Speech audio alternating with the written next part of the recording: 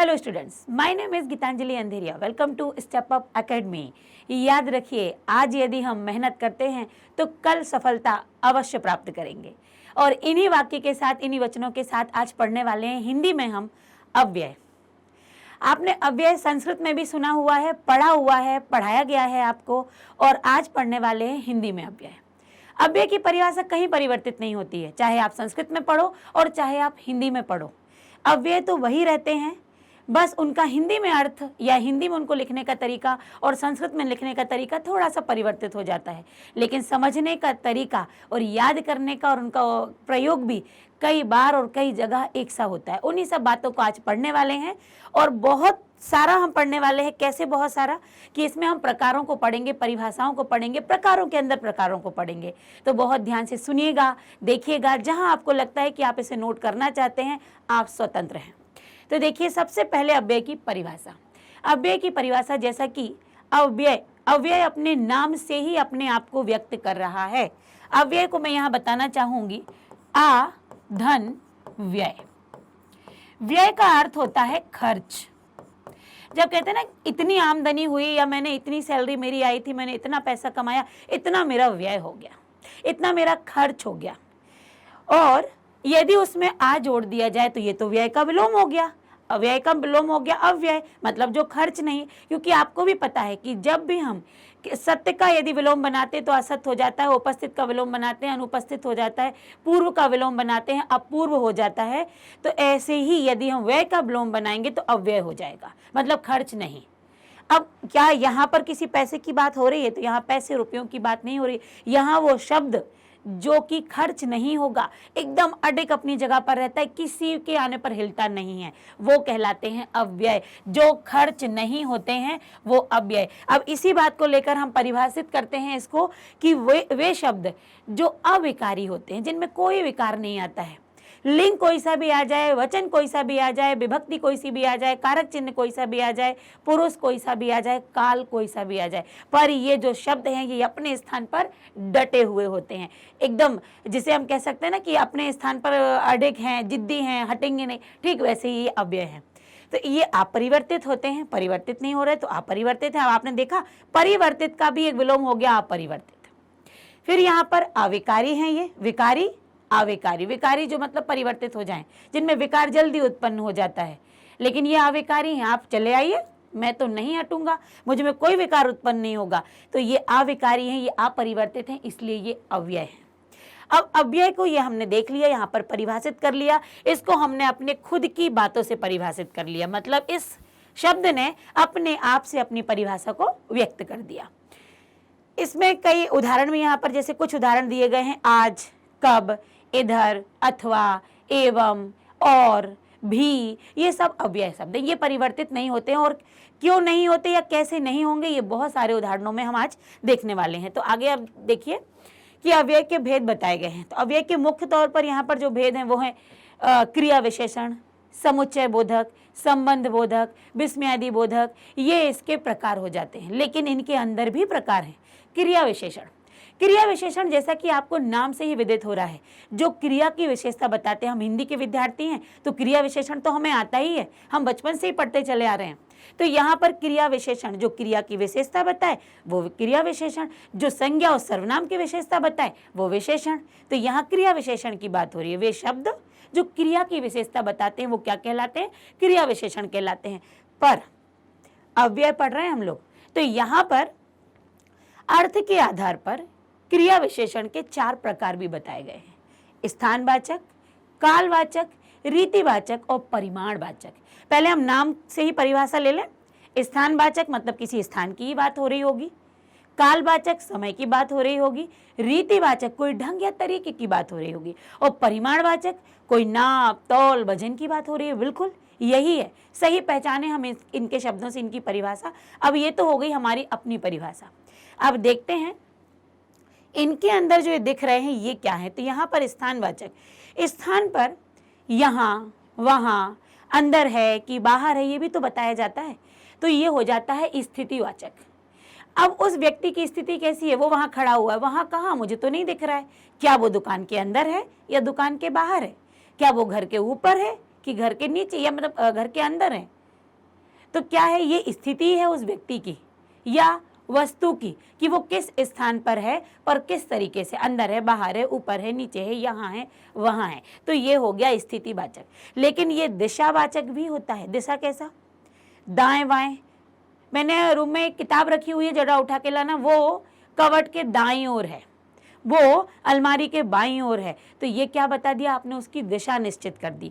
तो यहाँ पर ये हो गया, स्थानवाचक को दो भागों में बांटते हैं यहाँ पर अव्यय कि एक तो स्थितिवाचक और दूसरा है दिशावाचक, जिनके आपको यहाँ पर शब्द दिए हैं। स्थितिवाचक में क्या है और दिशावाचक में क्या है। अगला आता है कालवाचक। काल मतलब समय। अब समय भी एक समय होता है जो निश्चित है, आज तक, आज, कल, परसों, अभी, अभी के अभी, ये काम अभी होना चाहिए। अभी मतलब अभी, तो ये तुरंत, तुरंत, शीघ्र करो। अवधि, अवधि में कुछ समय है। आज पढ़ रही थी। अब कोई पूछेगा कब तक पढ़ा?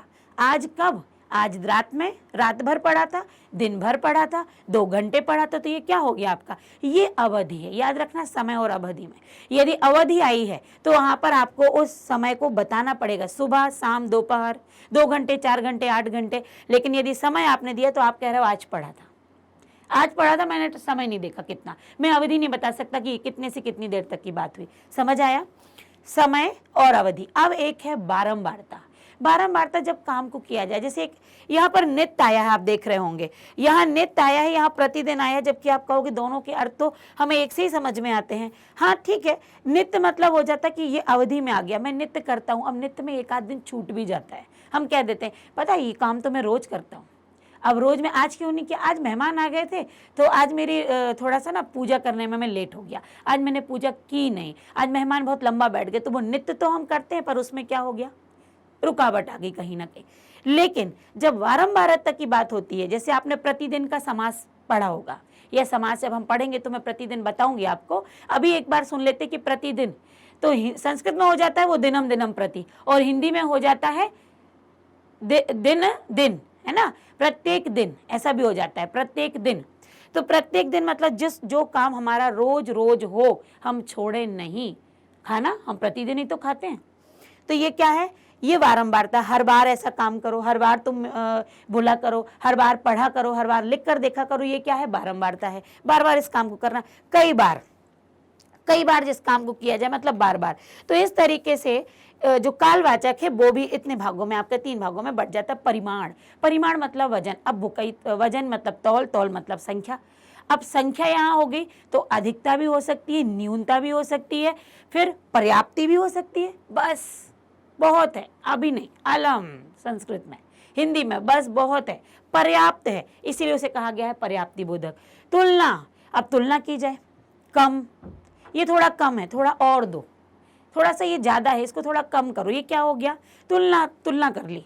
यहाँ पर ये थोड़ा सा सामान ज्यादा दिख रहा है, इसको थोड़ा सा इसमें शिफ्ट कर दो तो ये बॉक्स बंद हो जाएंगे। तो ये क्या हो गया? ये कहीं ये इसमें तुलना, दोनों में तुलना कर ली, एक कम एक ज्यादा। श्रेणी बोधक, श्रेणी बोधक होता है जब आप किसी भी काम को एक उसमें बांटते, थोड़ा थोड़ा किया करो ना, धीरे धीरे चला करो ना। ये क्या हो गया? ये कहीं ना धीरे धीरे तो वैसे तो रीतिवाचक में हो गया, हम यहाँ थोड़े थोड़े को ले, यहाँ पर थोड़ा, तिल तिल, वो व्यक्ति तिल तिल मरता रहा, तिल तिल उसको एक श्रेणी में बांट दिया, तिल तिल मरता रहा, उसे खाने को नहीं मिला, है ना। बारी बारी, अपनी बारी बारी से काम किया करो। तो ये क्या हो गया? जब बारी बारी लगा दिया ना, तो वो एक काम करने की एक श्रेणी को व्यक्त कर दिया कि तुम्हें ये काम जो है वो बारी बारी से करना है, उसको तुम जल्दी जल्दी नहीं कर सकते। तो यहाँ पर परिमाण को कितने में बांट दिया? अधिक, न्यूनतम, पर्याप्त, श्रेणी और तुलनात्मक। और ये सभी उनके शब्द हो गए कि न्यूनतम तो थोड़ा, किंचित, कुछ, अधिकता बहुत, खूब, ज्यादा, अत्यंत, अति। तो ये परिमाण हो गया। रीतिवाचक में ढंग हो जाता है, ऐसे, कैसे, धीरे, अचानक, तीव्र, जल्दी, शीघ्र, यथासंभव, हाँ जी, है ना, यथासंभव, काम को यथासंभव पूर्ण किया जाए। अब ये करना ही है, ये रीति है। यथासंभव आप अंग्रेजी में कहते हैं ना, एनी हाउ, कैसे भी करना है, कैसे भी, ऐसे वही है। यथासंभव, जैसे संभव हो सके, तो कैसे भी संभव हो, आप उसे कैसे भी करो, ऐसे वैसे, धीरे, अचानक, जल्दी। तो वो क्या हो गया? ये हो गया रीति, आप अपने ढंग से करो। ये रीतिवाचक शब्द हो गए यहाँ पर। अवश्य करना है, इस काम में ये ढंग है कि अवश्य ही कार्य होना चाहिए। तो यहाँ पर आपने क्रिया विशेषण के 4 प्रकार देखे और उसके अंतर्गत भी उसके प्रकार देखे। अब है संबंध बोधक। मैंने पहले ही आपसे कहा है किसी भी शब्द को पढ़ने से पहले या उसको सुनते से ही उसकी परिभाषा अपने आप बना लो। संबंध, संबंध जो व्यक्त करे। अब यहाँ पर संबंध कैसे व्यक्त होगा? यदि अव्यय किसी संज्ञा के बाद आ जाए, अव्यय किसी भी संज्ञा के यदि बाद में आ जाए तो पूरे वाक्य को वो जोड़ देता है। कैसे जोड़ देता है ये देखिए, वह है दिन भर काम करता रहा। अब यहाँ पर आप देखिए, वैसे तो वह क्या है? सर्वनाम है, पर यहाँ पर ये सबसे पहले है, ये किसका काम कर रहा है? आपका संज्ञा का काम कर रहा है। अब वह है, किसी की बात हो रही होगी, किसी व्यक्ति की। दिन भर, दिन भर क्या है? यहाँ पर एक अव्यय है। दिन भर काम करता रहा, वह दिन भर काम करता रहा, मतलब दिन भर ने इसको भी जोड़ लिया और इसको भी जोड़ लिया। दिन भर काम करता रहा, कौन? वह करता रहा। तो इस दिन भर ने इसको पूरे वाक्य को आपस में जोड़ दिया। मैं विद्यालय तक गया था, मैं विद्यालय तक गया था, तो इस मैं विद्यालय, इसको क्या कर दिया? इसने तक ने पूरा जोड़ दिया। मनुष्य पानी के बिना जीवित नहीं रह सकता है, पानी के बिना जीवित नहीं रह सकता है। तो यहाँ पर जो बिना आ गया, इसने क्या कर दिया? पूरे वाक्य को जोड़ दिया। तो ये यहाँ पर हो जाते हैं संबंध बोधक अव्यय। अब ये संबंध बोधक भी जो अव्यय हैं ये भी कई प्रकार के होते हैं और इसमें 14 प्रकार दिए गए हैं। देखिएगा, स्थान, दिशा, काल, साधन। अब स्थान में आगे, पीछे, समीप, निकट। फिर दिशा में आस पास, यहाँ वहाँ, दायां बायां। कालवाचक में पहले, बाद में, पश्चात। इस साधनवाचक, अब यहाँ पर साधनवाचक क्या है? द्वारा, माध्यम, उसके सहारे। मैं तो पानी के सहारे जीवित हूँ, मैंने अपने मित्र के माध्यम से वह कार्य पूर्ण करवाया था। तो ये क्या है? ये किसी, जब कोई हमारा साधन बन जाता है कार्य करने में। और बहुत सारे उद्देश्य, व्यतिरेक, व्यतिरेक मतलब अलावा, अतिरिक्त। मेरे अतिरिक्त कोई और भी तो आएगा ना तुम्हारे घर, उससे बात कर लेना, है ना। तुम्हारे सिवा मेरा है ही कौन? ये भी बात बहुत आती है ना सुनने में। क्या ले रखते हैं लोग एकदम इमोशनली ब्लैकमेल करने के लिए या इमोशनल अटैच करने के लिए सामने वाले को, तुम्हारे सिवा मेरा है ही कौन। तो ये सिवा क्या हो जाता है यहाँ पर? ये व्यतिरेक की तरह आ जाता है। विनिमय, विनिमय तो आपको पता, विनिमय पद्धति लेन देन वाली, ये वहीं पर है। बदले, स्थान पर, जगह पर। फिर यहाँ पर सादृश्यवाचक, तुल्य, सादृश, उसके समान। सादृश्य एक संस्कृत शब्द भी होता है, मतलब उसके समान। विरोध, विरोध मतलब विरोध में जो बात व्यक्त करे। सहचर्य मतलब साथ होता है, हम कहते हैं ना सहपाठी, सहकर्मी, सहचर्य, सहचर्य साथ में विचरण करने वाला। तो यहाँ पर हम उसका अर्थ लेते हैं साथ में, संग में, सहित, समेत। ये सारे के सारे अव्यय हैं। विषय, संग्रह, तुलना, कारण। संग्रह मतलब एक इकट्ठा करना। भर, मात्र, बस काफी है ना। तो लगभग इतना दे दो इसके अंतर्गत। तो ये सारे के सारे जो 14 हैं ये अव्यय हमारे किसमें हमने पढ़े हैं? ये पढ़े हुए हैं संबंध बोधक में। मतलब ये वो अव्यय हैं जो आपके वाक्यों में संबंध प्रदर्शित करते थे। समुच्चय बोधक, समुच्चय बोधक जो दो वाक्यों को जोड़े, तो जो जोड़ने का कार्य करते हैं वो होते हैं समुच्चय बोधक। दो वाक्य जब परस्पर आपस में जुड़ते हैं वो समुच्चय बोधक अव्यय ही उनको जोड़ते हैं। अब यहाँ पर जैसे सूरज निकला और पक्षी बोलने लगे। सूरज निकला तो एक वाक्य हो गया, पक्षी बोले दूसरा वाक्य हो गया। आप बीच में और नहीं लगाओगे तो क्या वाक्य बनेगा अच्छे से? क्या आप उसे पूरा समझ पाएंगे? क्या आपको वाक्य पढ़ने में अच्छा लगेगा? सूरज निकला, पक्षी बोलने लगे, अरे और तो लगाओ इसमें। सूरज निकला और पक्षी बोलने लगे। इस और ने क्या कर दिया? एक ये वाक्य और ये वाक्य, इन दोनों को जोड़ दिया। तो यहाँ पर और क्या हो गया? समुच्चय बोधक अव्यय। इसके अलावा और भी हैं। मैं तुम्हारे घर गया और तुमसे मैं मिला। मैं तुम्हारे घर गया और तुम्हारी मम्मी से मेरी बात हुई, है ना। और भी समुच्चय बोधक होते हैं। एवं, अथवा, है ना। तुम चलो अथवा मैं जाऊंगा। तो क्या है ये सारे समुच्चय बोधक में है। समुच्चय बोधक में दो होते हैं, समानाधिकरण और व्यधिकरण। समानाधिकरण होते हैं संयोजक, जो जोड़ने का काम यहाँ पर भी है, संयोजक में ये सारे हैं। विभाजक जो अलग कर देते हैं, या मैं या तुम, ये कार्य करो अथवा वो काम करो, मतलब दो में से कोई एक। यहाँ पर क्या कर दिया? बांट दिया गया है। फिर है विरोध दर्शक। विरोध दर्शक हमने आपको संबंध में भी बताया था। विरोध मतलब जो विरोध प्रदर्शन करते हैं। किंतु, तुमने पढ़ा तो है किंतु अच्छे से नहीं पढ़ा, तुमने कार्य किया तो है मगर वो अच्छे से हुआ नहीं है, उसमें ये कार्य जो है ना वो गड़बड़ हो गया। तो क्या हो गया? ये विरोध पैदा कर दिया। उसने काम तो किया है पर आपने तो विरोध डाल दिया, किंतु वो अच्छा नहीं हुआ। परिणाम, परिमाण नहीं, याद रखना परिणाम। जब काम हो जाए, मैं बस स्टॉप तक जाते जाते रुक गया, है ना, क्योंकि या फिर अतः या इसलिए हम लेते हैं, तो मैंने तुमसे बात की थी इसलिए ये काम पूरा हो गया, या मैंने तुम्हारा सहारा लिया था इसलिए काम हो गया। तो ये क्या हो जाता है, ये परिमाण दर्शा दिया, काम तुम्हारा सहारा लिया और शायद तुम्हारा सहारा लेने के कारण ये मेरा काम अंतिम अवस्था तक पहुंच गया, तो ये हो जाते हैं परिमाण। अब परिणाम आगे देखिए।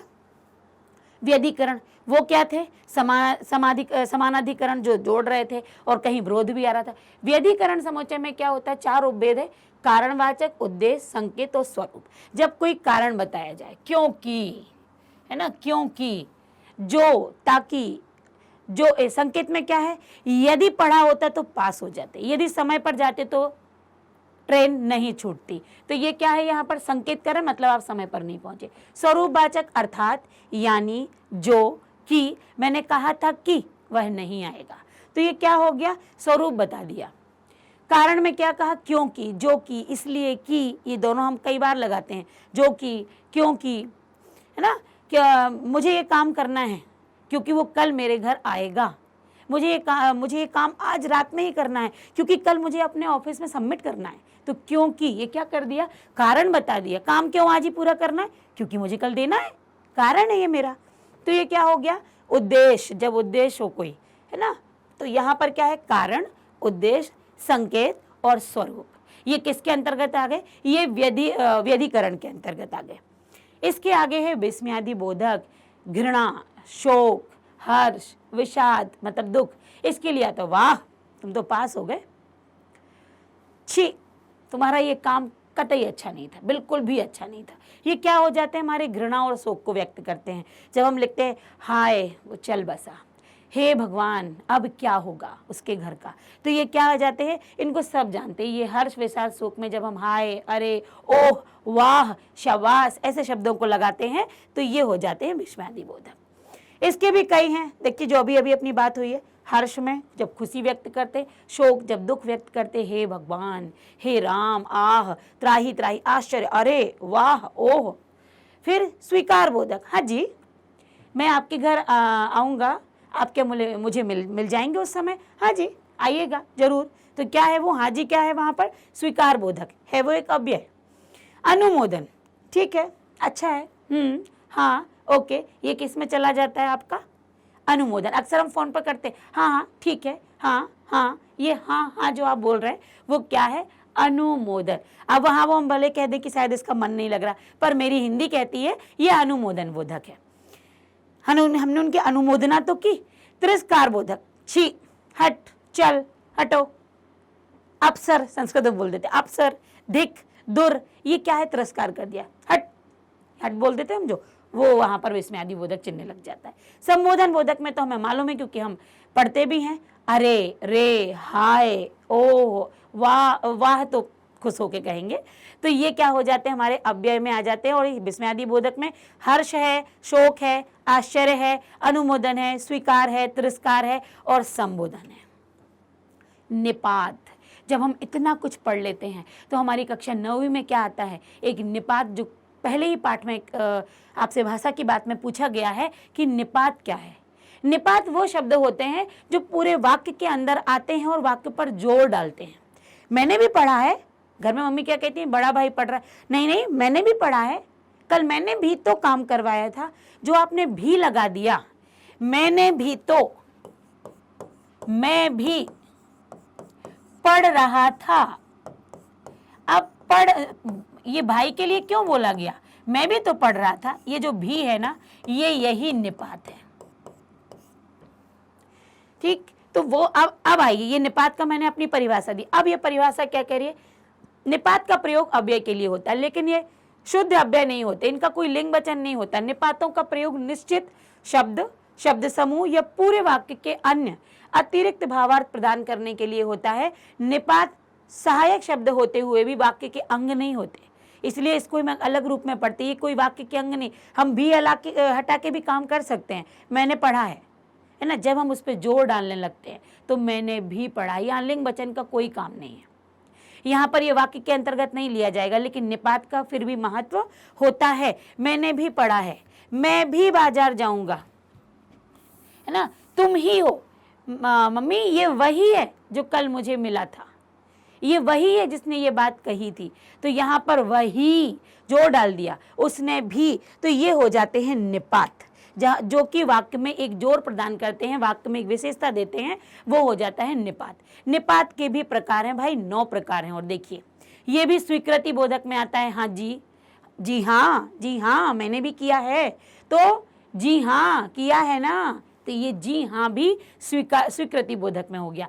नकार, नहीं, जी नहीं, जैसे कोई कहता है ना साथ में चलोगे, आपने एक बार कह दिया नहीं, फिर आपने जोर डालने के लिए जी नहीं, मतलब वो समझ गया कि तुम तो बिल्कुल नहीं जाओगे, ठीक है ना।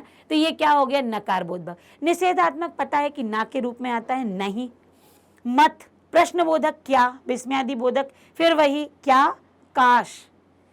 तुलनात्मक, उसके जैसा, है ना, उसके समान, ये तुलना हो गई, उसके जैसा काम करो ना, जैसा वो उसने दिया था वैसा ही करो ना, ये किस में आ गया आपका निपात। तुलनात्मक, अवधारणा, अवधारणा ठीक, अवधारणा थोड़ी सी सोच, हाँ लगभग लगभग काम ठीक है, लगभग लगभग जोड़ दिया, वो कहीं ना कहीं उस वाक्य को आप भ्रमित हो गए, यार हो सकता है कि इनको अच्छा ना लगाओ, लगभग लगभग, करीब करीब तुम पहुंच चुके हो जहां तक मैं सोच रहा था। तो क्या है ये अवधारणा है, अभी पहुंचे नहीं हो, वहां निपात डाल दिया जैसे ही उस व्यक्ति ने करीब करीब बोला, लगभग लगभग, तो ये क्या कर देता है, हमारे दिमाग को वहीं पर थोड़ा सा एकदम खनक हो जाती है कि कुछ तो गड़बड़ है। आदर बोधक, जी जी, कोई भी काम जी जी सर मैं कर लूंगा। अब यहाँ पर जो आपने जी लगा दिया ना, उस वाक्य पर उसने जोर डाल दिया, सामने वाला प्रसन्न कि आप काम कर दोगे।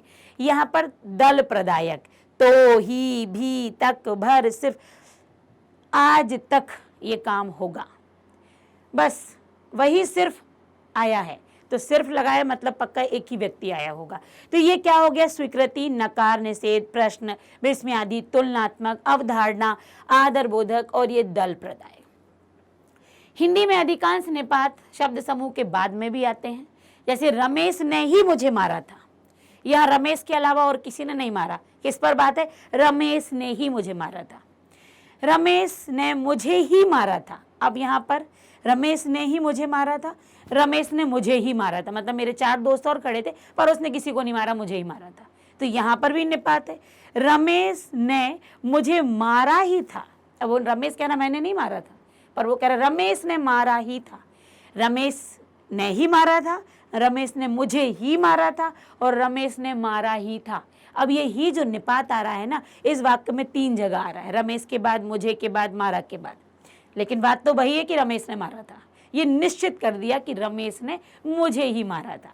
तो यहाँ पर ये ही जितने बार आ रहा है उतने बार क्या दे रहा है, अपना एक निपात यहाँ पर आपको व्यक्त कर रहा है कि ये निपात शब्द है। इस प्रकार निपात वाक्यों में नया गहन भाव, मतलब एकदम कहना चाहिए कि विशेष भाव प्रदर्शित करने के लिए, उस पर जोर डालने के लिए वाक्य पर निपात का प्रयोग होता है और मुख्य तौर पर वही निपात है। यदि हम एक बड़ी सी परिभाषा याद ना करें तो हम इतना कह सकते हैं कि वे शब्द जो वाक्य में जोर प्रदान करते हैं, जो वाक्य में एक विशेषता डाल देते हैं, एक वजन डाल देते हैं, वो निपात होते हैं। अब यह अव्यय का पद परिचय, यदि आपको अव्यय शब्द दे दिया जाए, बताइए पद परिचय पता है क्या होता है?